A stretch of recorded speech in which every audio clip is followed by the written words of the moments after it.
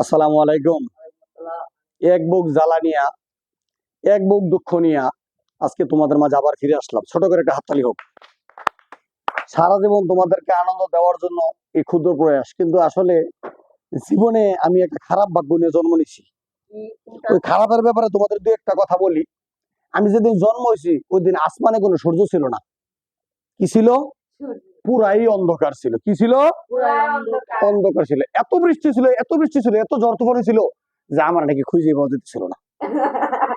আমার বাবা দৌড়ে গেল, ছেলে হয়েছে খবর শুনে দৌড়ে গেল এপাশ ওপাশ করিয়া। আমার নানার বাড়িতে আমি জন্ম হয়েছি, কৃষকের ঘর। তো আমার এক পাশে রাখছে, আমার বাবা খুঁজে দেখতেছে না, কারণ আমি এতই সুন্দর ছিলাম যে আমার চোখে দেখা যেতেছিল না। এখন আমি যে কত খারাপ ভাগ্য নিয়ে জন্ম নিয়েছি এই ব্যাপারে একটু বলি। একটা ফোন কিনছি, ফোন কেনার পর দেখি ফোনটা খারাপ। তো ভাবলাম ফোন খারাপ, কোনো সমস্যা নাই, চার্জার তো আছে, পরে দেখি চার্জারটাও খারাপ। তাতে সমস্যা নাই, হেডফোনটা হাতে লইয়া সান্ত্বনা নিলাম, যাক একটা হেডফোন তো পেয়েছি। পরে দেখি হেডফোনটাও খারাপ। এখানেই শেষ না, ভাবলাম হেডফোন গেছে কষ্ট, মোবাইলের ব্যাটারিটা গেছে। পাশের দোকানে মোবাইলের দোকানে নিয়ে জিজ্ঞাসা করি, ভাই ব্যাটারিটার অবস্থা কি দেখেন তো, এটাও খারাপ। আসলে আমি এতই খারাপ, সব খারাপ একসাথে করার পরও জীবনের কোনো উন্নতি করতে পারলাম না। জীবনের শেষ পর্যায়ে বা জীবনের লেখাপড়ার জীবনে যখন লেখাপড়া করছি, এসএসসি পরীক্ষা দিচ্ছি 1998 সালে, যখন পাশ করছি আমি, তখন আধা কেজি মিষ্টি কিনে খাইতে পারি না। আমার ভাগ্যটা এত খারাপ।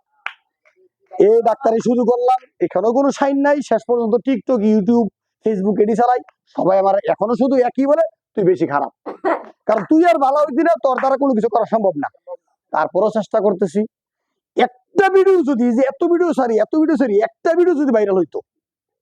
শেষ পর্যন্ত এই খারাপ ভাগ্য নিয়ে বাপ মার কাছে কেমনে বিয়ার কথা কই, বিয়ার কথা কইতেছি।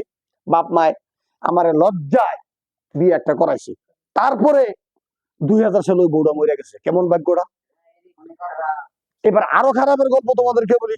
বউ মরে যাওয়ার পর বউ আর আমার বয়সে আমি খুঁজে পাই না। আমি হয়ে গেছি বুড়া, অল্প বয়সের একটা নাবালক মেয়ে বিয়ে করলাম। তো লজ্জায় আমি সে বউর দিকে তাকাইতে পারি না, আমার সাথে তারা মানায় না। আমি লজ্জায় তারা আপু আপু বলে ডাকি। কি ডাকি?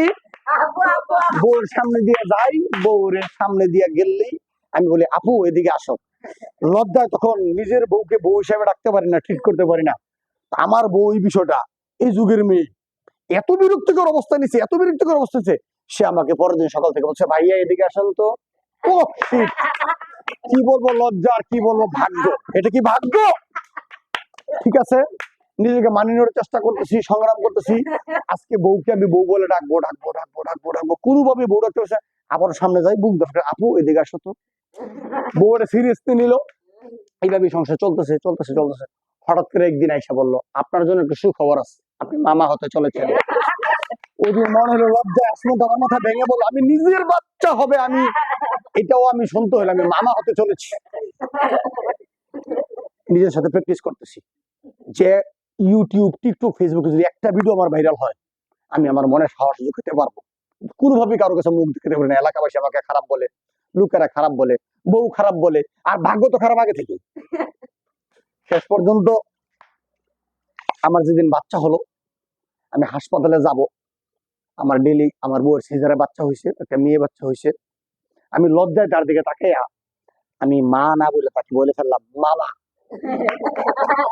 শেষ পর্যন্ত লজ্জা থেকে আমি মাও বলতে পারি নাই, আমার শিশুকে আমি মামা বলে ফেললাম। আসলে এই লজ্জা, লজ্জা, লজ্জা আমার জিনিসটাকে, আমার জীবনটাকে ধ্বংস করে দিচ্ছে। আমি যদি লজ্জা কাটাতে পারি, হয়তো আমি সফল হব। আমি অনেক কিছু বলবো, অনেক কিছু বলার আছে, কিন্তু দুঃখিত আমি লজ্জা আজকে আর কিছুই বলতে পারতেছি না।